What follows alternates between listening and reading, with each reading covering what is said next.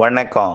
செல்வகுமாரின் அதிகாலை வானிலை ஆய்வறிக்கை. அதிகாரப்பூர்வ வானிலை அறிக்கைக்கு இந்திய வானிலை ஆராய்ச்சித்துறை அறிக்கையை பார்க்கவும். 2026 ஜூன் 18 வியாழக்கிழமை அதிகாலை நிலவர வானிலை பதிவு. மகிழ்ச்சியான தகவல்.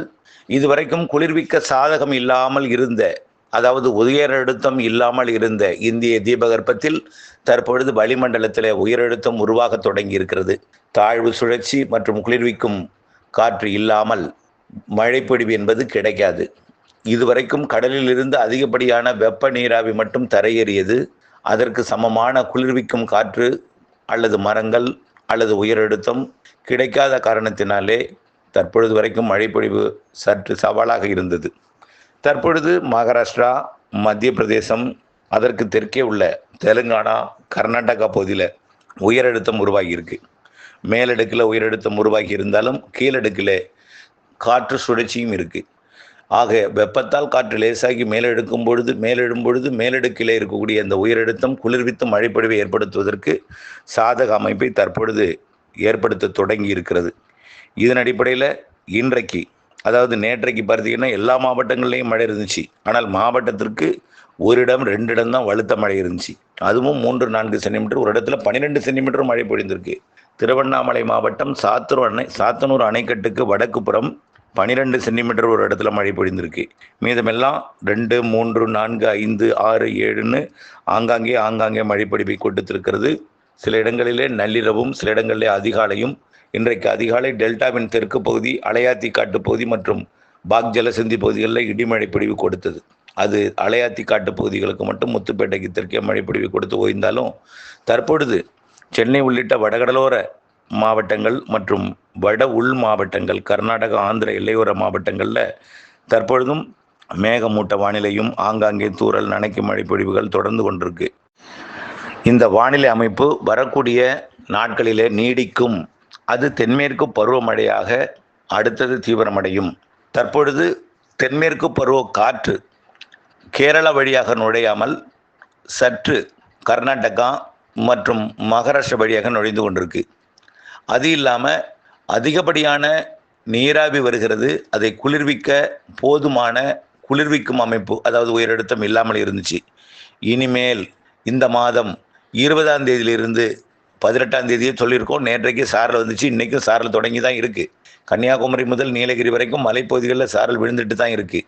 வலுவான சாரலாக மாறுவதற்கு இந்த உயரழுத்தம் சாதக அமைப்பை ஏற்படுத்தும். இப்போவே கர்நாடகாவில் கனமழை பொழிவு கொடுத்துட்ருக்கு உள்பகுதியில்.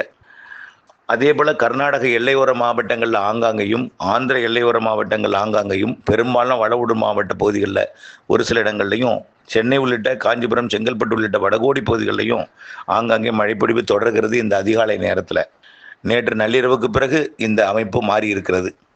இதன் காரணமாகத்தான் வரக்கூடிய நாட்களில் வெப்பச்சலன இடிமழைப்பொழிவு தீவிரமடையும் என்று சொல்லியிருக்கிறோம். அதன் அடிப்படையில் இன்றைக்கு வியாழக்கிழமை 18ஆம் தேதி மேற்கு தொடர்ச்சி மலை மாவட்டங்களில் கண்டிப்பாக மழைப்பொழிவு நேற்றை விட பரப்பில் கூடியிருக்கும். நேற்றைக்கு கிழக்கு தொடர்ச்சி மலை மாவட்டமாம் ஈரோடு மற்றும் கோயம்புத்தூர் வடக்கு மற்றும் கோயம்புத்தூர் மாநகரம், நீலகிரி போன்ற பகுதிகளில் மழைப்பொழிவு கொடுத்தது. மதுரை மற்றும் விருதுநகர், தேனி, மதுரைக்கு தேனி இடைப்பட்ட பகுதிங்கெல்லாம் ஆங்காங்கே மழைப்பொழிவை கொடுத்திருந்தாலும் பரவலான மழைப்பொழிவு இல்லாமல் மாவட்டத்திற்கு ஒரு சில இடங்களில் மட்டுமே கொடுத்திருக்கிற காரணத்தினால இன்றிலிருந்து அது பரவலாவதற்கு சாதகம் ஏற்பட்டிருக்கு. இன்றைக்கு மாலை நீலகிரி, கோயம்புத்தூர், திருப்பூர், திண்டுக்கல் மாவட்டத்தின் கொடைக்கானல் மலைப்பகுதி மற்றும் ஈரோடு, அப்படியே தெற்கே பார்த்தீங்கன்னா கன்னியாகுமரி வரைக்கும், அதாவது தேனி, மதுரை, விருதுநகர், தென்காசி, திருநெல்வேலி, கன்னியாகுமரி மாவட்டத்தில் இன்றைக்கு மதியம் மழைப்பொழிவை தொடக்கும். பிறகு அந்த மழைப்பொழிவு அப்படியே படிப்படியாக உள்ளே முன்னேறும். பாலக்காட்டு கணவாய்க்கும் இன்றைக்கு மழை வாய்ப்பு பிரகாசமாக தெரியுது. ஆனால் கணவாயில் பரவலாக பெய்யாது, ஒதுக்குதல் இருக்கும். ஆனால் மழை உள்ளே நுழைந்து விடும், மழை உள்ளே வந்துடும். கோயம்புத்தூர், சூலூர், பல்லடம், காங்கேயம், வெள்ளக்கோயில் இந்த பகுதிகளில் கண்டிப்பாக மழை இருக்கும். அதே போல் கரூர் மாவட்டம் வடக்கு பகுதி, ஈரோடு மாவட்ட பகுதி, கோயம்புத்தூர் வடக்கு, நீலகிரி, அதே போல் திருப்பூர் மாவட்ட தெற்கு, உடுமலைப்பேட்டைக்கு தெற்கே, அதே போல் பொள்ளாச்சிக்கு தெற்கே உள்ள பகுதிகளுக்கும் இன்றைக்கு மழை இருக்கும், நல்ல மழை இருக்கும். அதே போல் திண்டுக்கல் மாவட்டத்தில் நேற்றைக்கே திண்டுக்கல் மாவட்டத்தின் பல்வேறு பகுதிகளில் மழை தான். இன்றைக்கு மேலும் கூடுதல் பரப்பில் கிடைக்கும். வேடசந்தூர், மேலும் பழனி, இந்த ஒட்டஞ்சத்திரம், இங்கெல்லாம் இதுவே கொடைக்கானல் மலைப்பகுதி, மேலூர், நத்தம், மதுரை மாவட்டம் வடக்கு பகுதி மேலூர், திண்டுக்கல் மாவட்டம் நத்தம், திருச்சி மாவட்டம் தூரங்குறிச்சி, புதுக்கோட்டை மாவட்டம் பொன்னமராவதி, இந்த பகுதியை ஒற்றிய பகுதியெல்லாம் இன்றைக்கி மழைப்பொழிவு கூடுதல் பரப்பில் கிடைக்கும். நேற்றைக்கு அன்னவாசல் போன்ற பகுதிகளுக்கெல்லாம் நல்ல மழைப்பொழிவு கொடுத்துருக்கு புதுக்கோட்டை மாவட்டம். இன்னைக்கு மேலும் தீவிரமடையும். தஞ்சாவூர் மாநகரில் காற்றுடன் கனமழைப்பொழிவு, கும்பகோணம் உள்ளிட்ட பகுதிகளுக்கும் அதேபோல் வலங்கியமானுக்கு வடக்கே, அதாவது பெரும்பாலும் மழைமானி உள்ள இடங்களை தவிர, அதாவது நகர்ப்புறங்களை விட குளிர்விக்கும் அமைப்பு கிராமப்புறங்களில் தான் இருக்குது. வயல்வெளிகள், தண்ணீர், மரங்கள் இதெல்லாம் இருக்கிற காரணத்தினால அங்கே மழைமானி இல்லாத இடத்துல தான் அதிக மழைப்பொழிவே பொழிந்திருக்கு. நகர்ப்புறங்களை விட மழைமானி இல்லாத இடங்களில் தான் அதிக மழைப்பொழிவு பொழிந்திருக்கு. அதன் அடிப்படையில் இன்றைக்கும் புதுக்கோட்டை எல்லா மாவட்டங்களுக்குமே இன்னைக்கு மழை இருக்குங்க. ஆனால் ஒதுக்கி தான் பெய்யும். ஆனால் நேற்றை விட பரப்பில் கூடி இருக்கும். இன்றைக்கி டெல்டாவுக்குள்ள மழைப்பொழிவு கண்டிப்பாக இந்த ஒதுக்கி இருக்கக்கூடிய மன்னார்குடி உள்ளிட்ட பகுதிகளுக்கு மழைப்பொழிவு சாதகமாக தெரிகிறது. நேற்று முன்தினமெல்லாம் கடலூர் உள்ளிட்ட பகுதிகளுக்கெல்லாம் மழைப்பொழிவு கொடுத்தது நேற்றைக்கு வந்தது.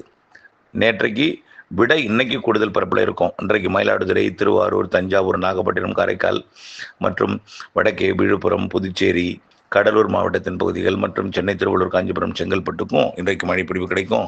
ராமநாதபுரம், சிவகங்கை, தூத்துக்குடிக்கும் இன்றைக்கு மழைப்பொழிவு கிடைக்கும். நான் இந்த மாவட்டத்தையும் சொல்லாமல் இருந்தால் உங்கள் மாவட்டத்தையும் சேர்த்துங்க. ஆனால் சில மாவட்டங்கள் காற்று பகுதியில் பரப்பில் குறைந்திருக்கும். பிற பகுதிகளில் கொஞ்சம் பரப்பில் அதிகரித்து காணப்படும். இன்றைக்கு கொஞ்சம் நல்ல மழைப்பொழிவு பெரும்பாலான மாவட்டங்களுக்கு இன்றைக்கு மாலை இரவில் தெரியுது. இந்த மழைப்பொழிவு நாளை அதிகாலை வரைக்கும் தொடரும். நாளை அதிகாலை வரைக்கும் கடலோர பகுதிகளில் நீடித்து கொண்டிருக்கும். குறிப்பாக வடகடலோரம். அடுத்தபடியாக நாளைக்கும் அதே போல் மதிய மாலையில் தொடங்கும் மழை நாளை இரவில் கடலோரம் வரைக்கும் கொடுக்கும். நாளைக்கு டெல்டாவிற்கு கொஞ்சம் இன்றைய விட கூடுதல் பரப்பு. நாளைக்கும் இன்றைய விட கூடுதல் பரப்பு இருக்குது. கண்டிப்பாக வெள்ளிக்கிழமை, சனி, ஞாயிறு தான் கொஞ்சம் கூடுதல் பரப்பில் டெல்டா மாவட்டங்கள், வடகடலோர மாவட்டங்கள், உள் மாவட்டங்கள், டெல்டா முதல் சென்னை வரைக்கும் உள்ள, திருவள்ளூர் வரைக்கும் உள்ள வட மாவட்டங்கள், கடலோர பகுதி எல்லாமே நல்ல மழைப்பொழிவு கிடைக்கும். வெப்பச்சலன இடிமழைப்பொழிவு இது. இந்த மழைப்பொழிவு சனிக்கிழமை, ஞாயிற்றுக்கிழமையும் தொடரும் என்று சொல்லியிருக்கிறோம். எல்லாமே மதியத்துக்கு மேலே தொடங்கி மாலை இரவில் தீவிரமடையும். 22ஆம் தேதியிலேருந்து தென்மேற்கு பருவமழை தீவிரமடையும். சார், இப்போ தென்மேற்கு பருவமழை தீவிரமடையலை தீவிரமடைஞ்சிருக்கு. இதை விட தீவிரமடைஞ்சிருக்கும். அதாவது அறவே இல்லாமல் இருந்துச்சு. கொஞ்சம் வெப்பச்சலன இடிமழை பொழிவிற்கு சாதகமாக தென்மேற்கு பருவமழை தீவிரம் குறைஞ்சிருக்கு. இருந்தாலும் கொஞ்சம் சாரல் எல்லாம் எடுத்துக்கிட்டு இருக்கு. அந்த சாரலர்களுடைய நீராவி தான் வெப்பத்தால் லேசாகி மேலெடுந்து இங்கே கிழக்கே மழைப்பொழிவை கொடுக்குது. இது கொஞ்சம் கூடுதல் சாரலை கொடுக்கும் பொழுது வெப்பம் அடைய முடியாத அளவிற்கு மழைப்பொழிவாக மாறிடும். அதாவது வரக்கூடிய 22ஆம் தேதி கொஞ்சம் கூடுதல் நீராவி வரும். அதனால என்ன ஆகும்னா, அது வேகமாக வரக்கூடிய காற்றின் காரணமாக வெப்பத்தால் லேசாகி மேலெழுந்து கடலுக்குள்ளே போயிடும். கடலில் போய் மழைப்பொழிவை கொடுக்கும். தரையில் கொஞ்சம் குளிர்ச்சியான சீதோஷனில் வெப்பம் தணிந்து காணப்படும். 22ஆம் தேதிக்கு மேலே மேற்கு தொடர்ச்சி மலை மாவட்டங்களில் மழைப்பொழிவு படிப்படியாக அதிகரிக்கும். பாலக்காட்டு கணவாயில் 26, 27 சாரல் கிடைக்க தொடங்கிடும். நல்லாவே சாரல் 28, 29, 30 நல்ல சாரல் கிடைக்கும். அதாவது கன்னியாகுமரி சாரல் ஆரல் வழிமொழி தாண்டி அது அப்படியே திருநெல்வேலி மாவட்டம் ராதாபுரம் வரைக்கும் கிடைக்கும். ராதாபுரம் பகுதி வரைக்கும். அதே போல் செங்கோட்டை பகுதியிலிருந்து வரக்கூடிய அந்த ஆரியங்காவு கணவாய் சாரல் கயத்தார் வரைக்கும் கிடைக்கும் மாத இறுதியில். அதே போல் தான் தேனி மாவட்ட சாரல் அப்படியே மதுரை மாவட்டம் உசிலம்பட்டி வரைக்கும் அடி விழும். கொடைக்கானல் மலை மறைக்கிற காரணத்தினால வெப்பச்சலன இடிமழைப்பொழிவு மதுரை வடக்கு, நத்தம், தூரங்குறிச்சி, பொன்னமராவதி, இந்த சிவகங்கை மாவட்ட பகுதிக்கு வெப்பச்சலன இடிமழைப்பொழிவு இருக்கும். பாலக்காட்டு கணவாயில் மாத இறுதியில் வலுவான சாரல் தாராபுரம் வரைக்கும் கிடைக்கும். 28, 29, 30 வலுவான சாரலாக இருக்கும். கண்டிப்பாக உடுமலைப்பேட்டை, பொள்ளாச்சி, நெகமம், கருமாபுரம், காட்டம்பட்டி, தாசநாயக்கம்பாளையம் மற்றும் அப்படியே பார்த்திங்கன்னா செஞ்சேரி மலை, காமநாயக்கம்பாளையம், பல்லடம் வரைக்கும் கூட சாரல் இந்த மாத இறுதியில் வலுவாக எட்டும். அதே போல் கோயம்புத்தூர் மாநகரம் குளிர்ந்து விடும். இன்றைக்கு வரக்கூடிய 3-4 நாட்களுக்கு வெப்பச்சலன இடிமழைப்பொழிவு கோயம்புத்தூருக்கு இருந்தாலும் அதற்கு பிறகு சாரல் மழை, தூறல் மழை, மேகமூட்ட வானிலை இதெல்லாம் மாத இறுதியில் வலுவாக கோயம்புத்தூர் மாநகரத்திற்கும் பாலக்காட்டு கணவாயில் சாரல் வரும். நீலகிரியில் சாரல் அதிகரிக்கும். நீலகிரியில் மழைப்பொழிவும் அவலாஞ்சி உள்ளிட்ட பகுதிகளில் அதிகரிக்கும். அதே போல் காவிரி நீர்பிடிப்பு பகுதிகளிலையும், அதேபோல் பவானிசாகர் நீர்பிடிப்பு பகுதிகள் நீலகிரி, அதேபோல் பரம்பிக்குளம், சோலையார் நீர்பிடிப்பு பகுதிகள், அமராவதி நீர்பிடிப்பு பகுதிகள் மற்றும் முல்லை பெரியார் அணைக்கட்டு நீர்பிடிப்பு பகுதிகள் மற்றும் கன்னியாகுமரி, திருநெல்வேலி, தென்காசி மாவட்ட நீர்பிடிப்பு பகுதிகளுக்கெல்லாம் இந்த மாத இறுதி வாரம் வலுத்திருக்கும் மழை. அந்த மழைப்பிடிப்பு ஜூலை முதல் 10 தேதி வரைக்கும் தொடரும். ஜூலை ஏற்கனவே சொன்னதில் எந்த மாற்றமும் இல்லை. இப்பொழுது பெய்து கொண்டிருக்கிற வெப்பச்சலன மழை ஒரு 4 நாள் தீவிரமாக இருக்கும். பிறகு தென்மேற்கு பருவமழை வலுவாக இருந்தாலும் வெப்பச்சலன இடிமழை பிடிவு தொடரும். ஆந்திர பிரதேச கரையோரத்தை ஒட்டி காற்று சுழற்சி உருவாக போகுது. அதாவது தெற்கு ஆந்திர பிரதேசம் முதல் ஒடிசா வரைக்கும். இதனால் என்ன ஆகும்னா, வளிமண்டல சுழற்சி மேலே அமைய, கீழே காற்று சுழற்சி அமைய, அதாவது உள் மாநிலங்களில், அதாவது கர்நாடகாவில் வளிமண்டல சுழற்சியும் ஆந்திர பிரதேசத்தில் கீழடுக்கு சுழற்சியும் உருவாக, இதனால் மழைப்பொழிவு தமிழ்நாட்டின் ஆந்திர எல்லையோர, கர்நாடக எல்லையோர மற்றும் வட உள் மாவட்டங்கள், வடகடலோர மாவட்டங்களுக்கு இந்த மாத இறுதியில் கொஞ்சம் வலுவாக இருக்கும். அதே போல் ஜூலை முதல் வாரமும் கொஞ்சம் வலுவாக இருக்கும். மாலை இரவு இடிமழை பொழிவு ஒதுக்கி ஒதுக்கி பெய்தாலும் கொஞ்சம் மேகமூட்ட வானிலை, வெப்பம் தணிதல் என்ற காரணியெல்லாம் மாறி காணப்படும்.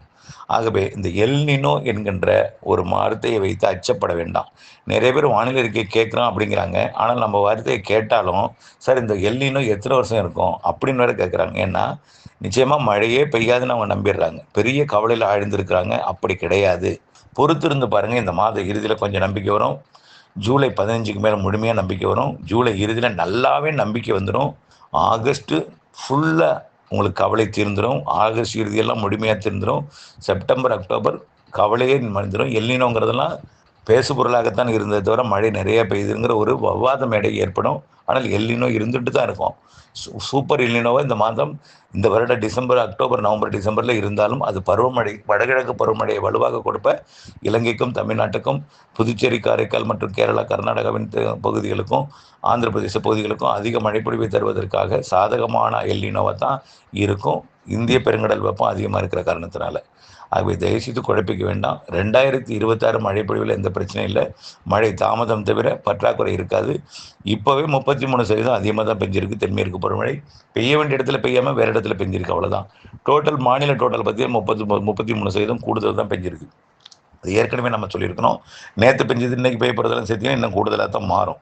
ஆகவே பொறுத்திருந்து பாருங்கள். உண்மை புரிய வரும், நம்பிக்கை வரும். இணைந்தே இருங்கள் அப்டேட்ஸுடன்.